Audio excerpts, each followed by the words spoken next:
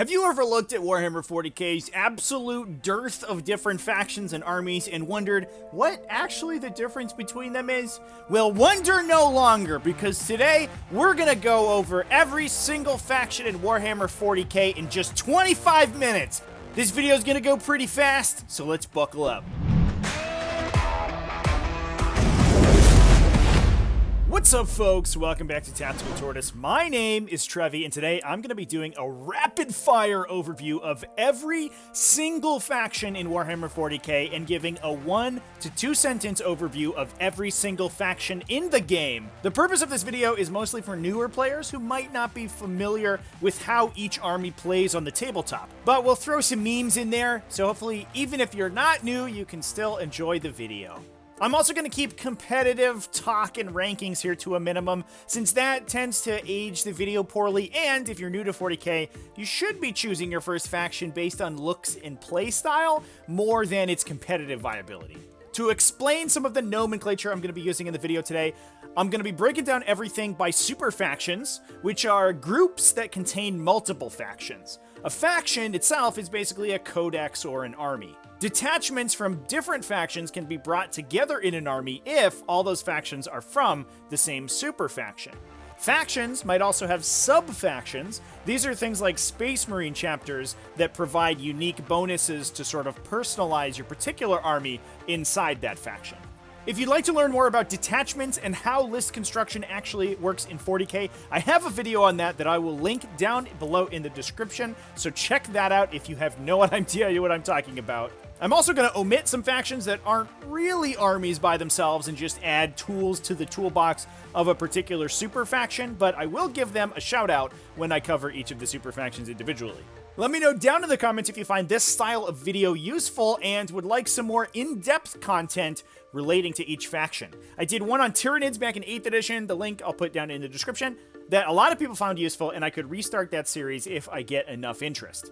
Remember to drop a like and a sub and all that YouTube stuff that everybody tells you to do. You know the drill. If you find the video useful, that really helps let me know what kind of content people like, and then I can make more of that stuff, and you can watch it and all that stuff. In addition, if you want to see these factions in action, go ahead and check out our new YouTube channel at Tactical Tortoise TV. This channel hosts all of the VODs for our streamed games that we stream over at twitch.tv/TacticalTortoiseTV, where we stream a ton of commentated, competitive 40k content. We're also building playlists for every single faction in the game. So if you want to see some top-level competitive play using each of these factions, go ahead and head over there. There's going to be a link down in the description, and you'll be able to find whatever you're looking for. Anyway, let's get into this video. Starting with the Xenos factions, Imperium gets enough love, so we're going to save them to the end, and we're going to start with some wacky aliens. The first category we're going to talk about is miscellaneous Xenos factions. These do not have a super faction. You can only ever take them by themselves. They're poor, lonely, lost souls drifting in the void of space, and the first one to talk about is the Necrons. These are Egyptian robot skeleton men hailing from a time long past, the mid-1980s. I'll be back. They pre-program their troops with command protocols that project useful auras to them throughout the game. They typically rely on relatively slow infantry, supported by faster beasts and swarms, with some movement shenanigans to reposition them around the table, and their units are kind of annoying to kill and good at stealing away objectives thanks to their reanimation protocols ability. Heavy-hitting artillery also supports the army that's relatively powerful, but kind of inconsistent and ponderous to reposition, because they typically get penalized for moving and shooting their heavy weapons. They can also be supported by Catan shards, which are powerful melee beatsticks that also behave kind of like psychers with extra steps. The faction in general has a lot of interesting and competitive lists builds available, so they tend to be pretty wide open and flexible if you want to forge your own style of army. Orcs are the most terrifying and obnoxious foe the galaxy has ever seen. Rabid football fans. Kind of like Necrons, they teleport their army around the table and buff them with powerful psychic powers. They shoot literal hails of bullets because more DACA is more better. So much so that all of their ranged attacks generate extra shots occasionally thanks to their DACA rule. Their lists tend to be centered around big bricks of infantry that are good at charging onto objectives and killing other light infantry, but unfortunately for them, not much else. This infantry is also often supported by artillery, a variety of light and super heavy vehicles, and big beatsticks that offer powerful, if inconsistent, shooting.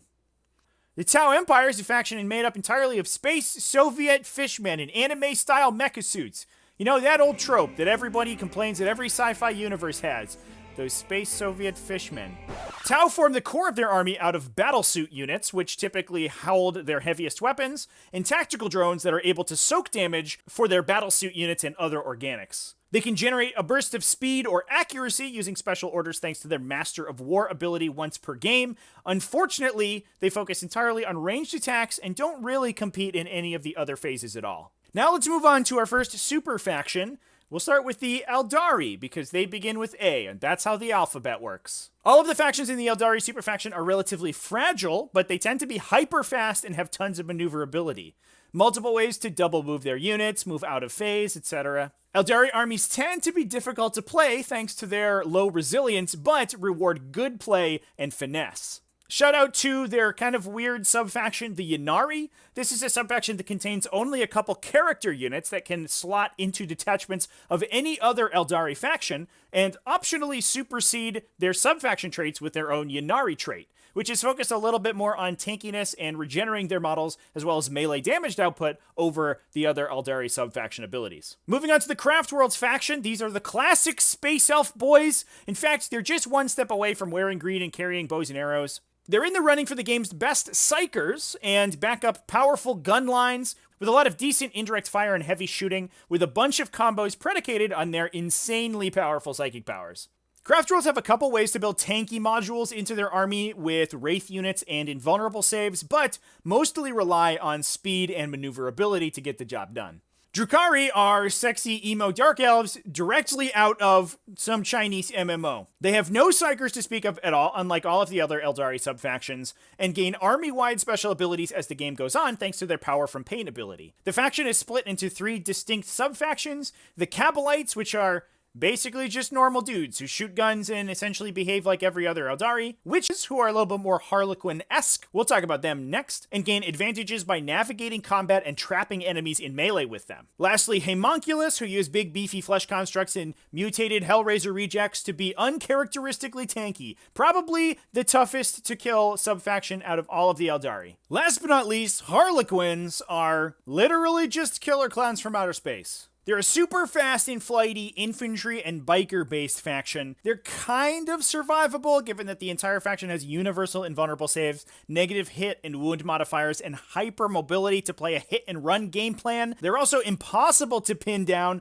thanks to their flip belt and rising crescendo abilities, which essentially allow them to ignore almost every downside of the movement phase forever. They can fall back and advance and do basically whatever they want, regardless of the position of enemy models, which is pretty sick. Let's move on to our next super faction. This is the Forces of the Hive Mind. That's not the official term. I think the official term is the Tyranid super faction. That's what GW calls it, but the community granted term is Forces of the Hive Mind because it's a little bit less confusing, given that one of the factions inside it is also called Tyranids, so that's weird.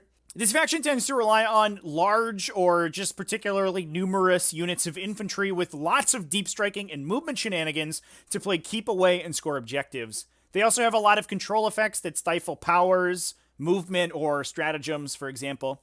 And shout out to Astra Militarum, interestingly, an Imperium faction who can be brought with Genestealer Cult, one of the factions in the sub-faction, as Brood Brothers to gain access to their units, but remove most of their sub-faction synergies. So while they technically can be brought as part of this super faction, there is a lot of drawbacks. First up, Tyranids themselves are what happens when a Xenomorph from Alien and a Bug from Starship Troopers love each other very much. It's my favorite faction, so clearly it's the best in the game. No biases here. They make their units effectively immune to morale with synapse auras generated by their leader units, but their units do get some minor drawbacks if they're ever outside of that synapse range. The faction is a good all-rounder, but has a focus on super fast movement, double moves, additional advanced moves, things like that. They have decent, if relatively slow and short-range guns.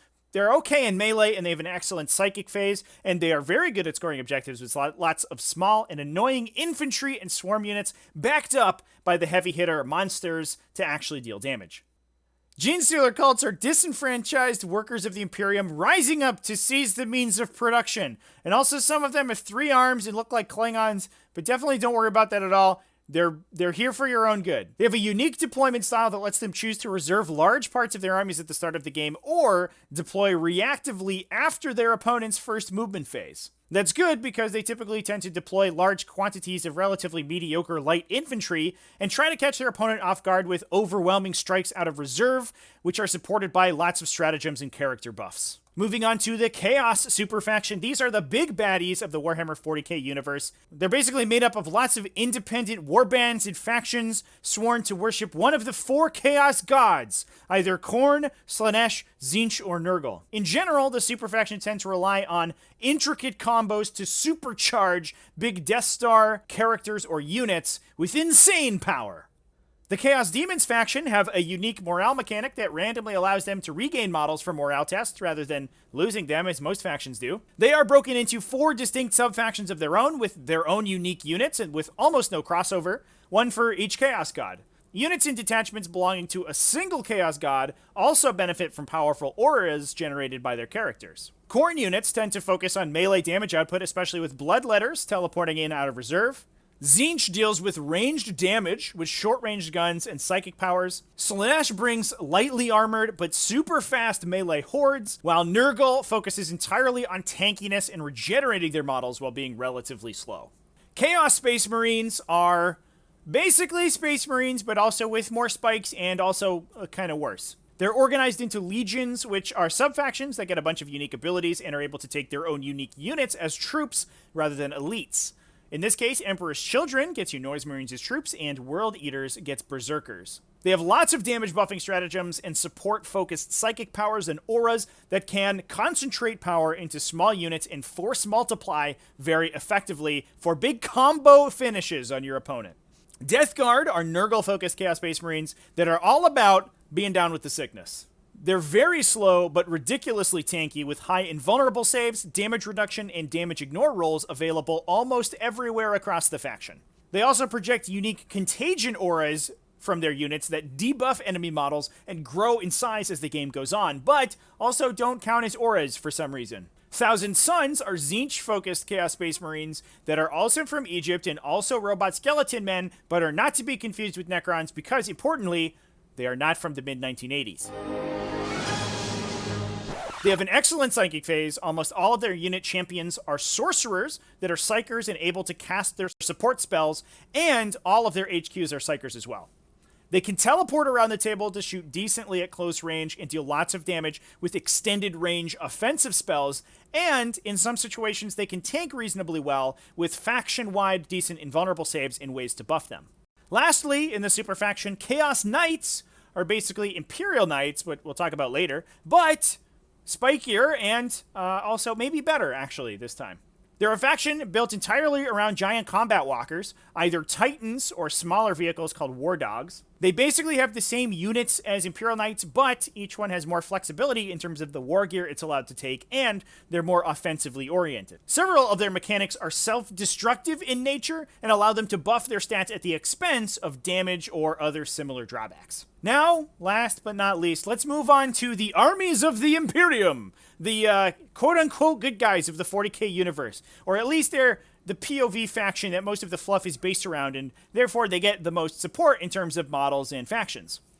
The super faction is so diverse that it's hard to quantify a consistent theme for them, but if I were to pick one, I'd say that Imperium factions tend to rely on relatively slow, heavily armored units more so than other super factions. Of the power armor factions in the game, meaning those with a 3+ armor save almost universally across the faction, Imperium has the most in that style, and even their non-power armored factions tend to rely on a lot of heavy vehicles. They also tend towards relatively slow and inflexible game plans, more so than a super faction like Tyranids or Aeldari. Some shoutouts to some little mini factions. Inquisition is one of them, which gives access to any Imperium faction to a handful of toolbox characters and units that can be included in any army to unlock some useful psychic powers and stratagems. And Officio Assassinorum, which can bring Imperial Assassins, which are powerful damage-dealing characters that can be swapped out with one another before each game to take the one with the abilities most suited for the matchup that you're playing. Now let's get into the many factions of the Imperium and start with the Space Marines. These are the power-armored poster boys of Warhammer 40k. If you've seen any piece of 40k marketing, you know exactly what a Space Marine looks like, because they get plastered everywhere. The faction has a unique combat doctrine buff that gives stat bonuses to various weapon types depending on the round number, as long as your whole army is made up of Space Marines. They're broken up into chapters, which get an additional bonus if your entire army is made up of that single chapter during that chapter's specific favorite doctrine. Overall, their units tend to be resilient in jack-of-all-trades style that are generally decent at both melee and shooting, and rely on a lot of overlapping character auras to supercharge their units. They have a very wide stable of playable units, and that gives them a very flexible game plan. And each chapter sub-faction has its very own list of stratagems, abilities, and unique units that they can take, and essentially function as their own independent faction. So I'm going to give all of them a brief summary right now. So buckle up, we're going to be talking about Space Marines for a little while. First off, Black Templars. No one told them that the Crusades were finished 39,500 years ago, so they paint their armor black and wear problematic iconography on their tabards. The faction can't take Psychers, so they focus on Chaplains instead and have some very powerful Chaplain abilities. They also focus mostly on melee infantry, tending to be kind of tanky and tricksy in the fight phase.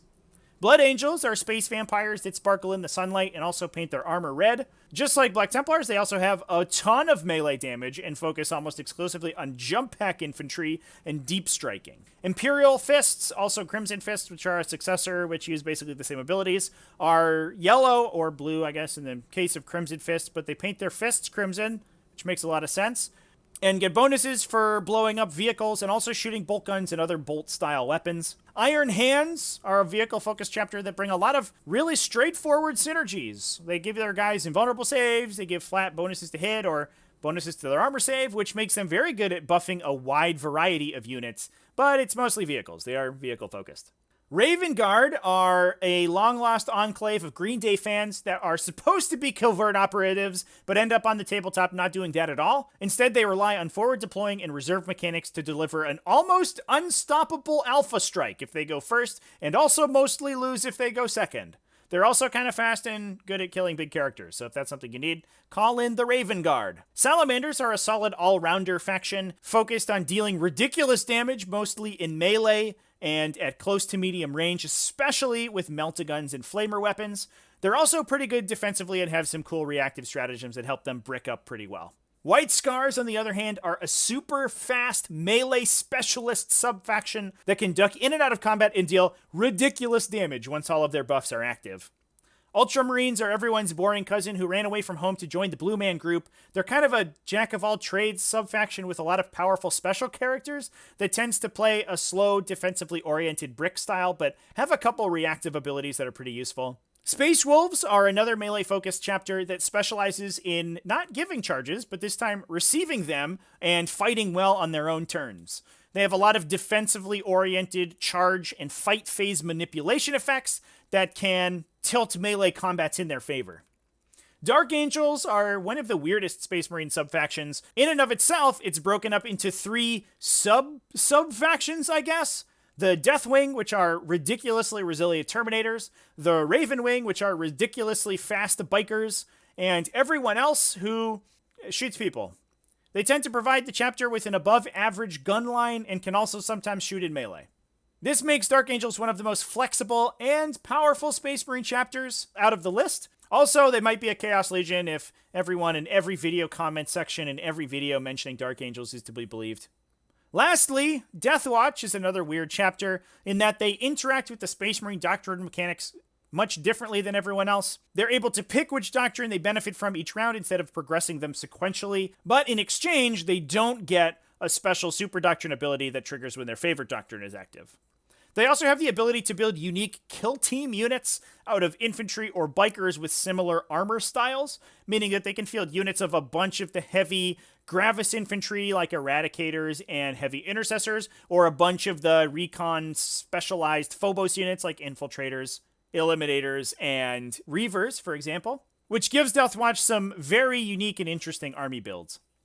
Now let's move on to the other Imperium sub-factions. Next up, we have Adeptus Sororitas, who are kind of awkwardly fetishized bondage nuns, complete with giant boobs that are glued onto their power armor. They use a unique miracle dice mechanic to bank rolls for later use in the game after performing particularly pious acts, giving them the ability to remove a lot of randomness and inconsistency from their game plan. This gives them the ability to get long threat ranges with automatically successful charges, or hit way above their weight class just by subbing in automatic 6 damage wound rolls, for example. But at the cost of generally being a pretty squishy faction that relies on a lot of toughness 3 models with, while decent invulnerable saves, kind of questionable armor saves. Basically, the opposite of that is the Adeptus Custodes, who are the Emperor's personal bodyguards and repeated targets of a meme that I don't fully understand.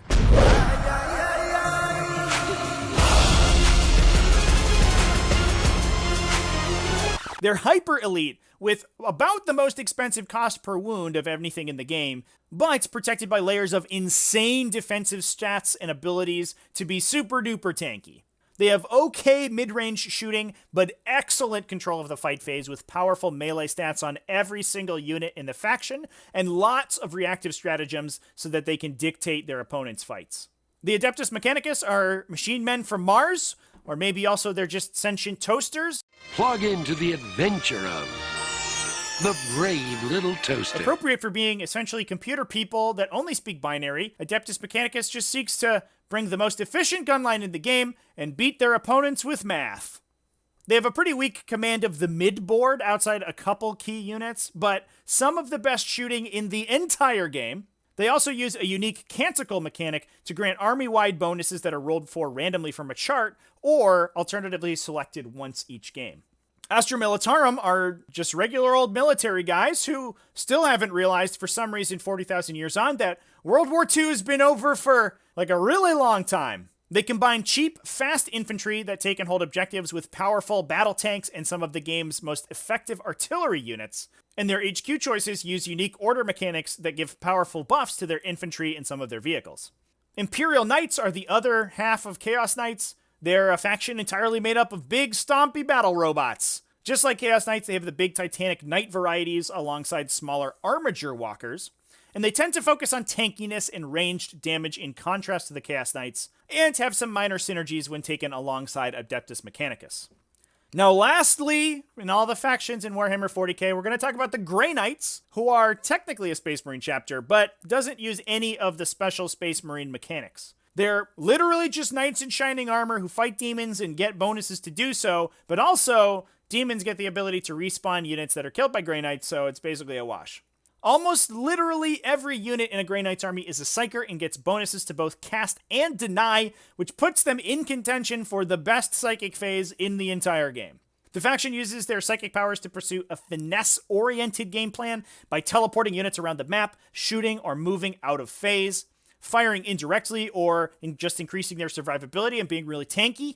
The faction also uses a unique Tides of the Warp mechanic to give their Psyker units increased survivability, ranged, melee, or psychic damage output, all of which can be swapped with a spell. Pretty cool faction, but sequencing the psychic powers and order of operations is very important when you are playing them.